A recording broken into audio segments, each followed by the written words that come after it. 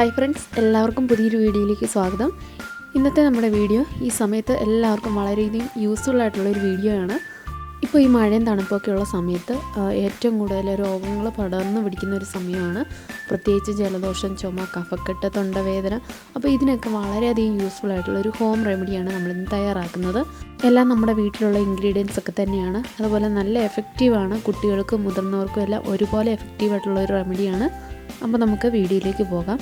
അതിനുവേണ്ടി നമുക്കിവിടെ വേണ്ടത്, ഞാൻ 2 ചുവന്നുള്ളി എടുത്തിട്ടുണ്ട്, പിന്നെ ഒരു 4 പനിക്കൂർക്കയുടെ ഇല എടുത്തിട്ടുണ്ട്, ഒരു ചെറിയ പീസ് ഇഞ്ചി, പിന്നെ ഒരു കുറച്ച് തുളസി ഇല എടുത്തിട്ടുണ്ട്, അതുപോലെ തന്നെ കുറച്ച് കുരുമുളക്. ഇത്രയാണ് എടുത്തിരിക്കുന്നത്.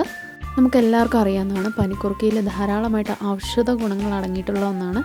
അതുപോലെ തന്നെ ചുമയ്ക്കും കഫക്കെട്ടിനും ഒക്കെ ഏറെ നല്ലതാണ്. തൊണ്ടവേദനയ്ക്കും ഏറെ നല്ലതാണിത്. ജലദോഷത്തിനൊക്കെയുള്ള ഏറ്റവും നല്ലൊരു നാടൻ പ്രയോഗം തന്നെയാണിത്. അതുപോലെ തന്നെ തുളസി ഇലയിൽ ധാരാളമായിട്ടുള്ള ഗുണങ്ങൾ, ഔഷധ ഗുണങ്ങൾ അടങ്ങിയിട്ടുള്ളതാണ്. അതുപോലെ ഇഞ്ചിയിലും കുരുമുളകിലും ഒക്കെ നല്ല ആൻറ്റി ബാക്ടീരിയൽ ഘടകങ്ങളുള്ളതാണ്. അതുകൊണ്ട് തന്നെ പെട്ടെന്ന് തന്നെ കഫം ഇളകി വരാനും, അതുപോലെ തന്നെ ചുമയൊക്കെ പെട്ടെന്ന് നിൽക്കാനും, തൊണ്ടവേദനയൊക്കെ പെട്ടെന്ന് കുറയ്ക്കാനും ഏറെ കഴിവുള്ള ഒന്നാണ് ഇതൊക്കെ.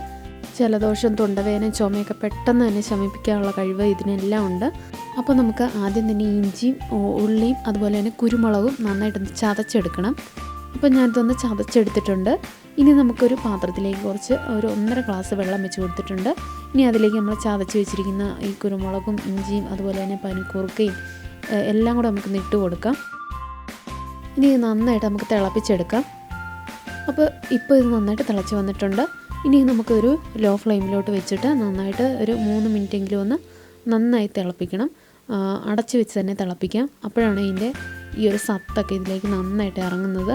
ഇപ്പോൾ നന്നായിട്ട് തിളച്ച് വറ്റി, കുറച്ച് വെള്ളമൊക്കെ ഒന്ന് വറ്റി വന്നിട്ടുണ്ട്. അപ്പോൾ കളറൊക്കെ നന്നായിട്ട് ചേഞ്ച് ചെയ്തിട്ടുണ്ട്. ഇനി നമുക്കിത് തണുക്കാൻ വേണ്ടി മാറ്റാം. കുറച്ചൊന്ന് തണുത്ത് വന്ന് കഴിയുമ്പോൾ നമുക്കിതൊരു വേറെ ഗ്ലാസ്സിലേക്കൊന്ന് അരിച്ചൊഴിച്ചെടുക്കാം. എന്നിട്ട് ഒരു ചെറിയൊരു ചൂടോട് കൂടിയിട്ട് തന്നെ നമുക്കിത് കുടിക്കാം.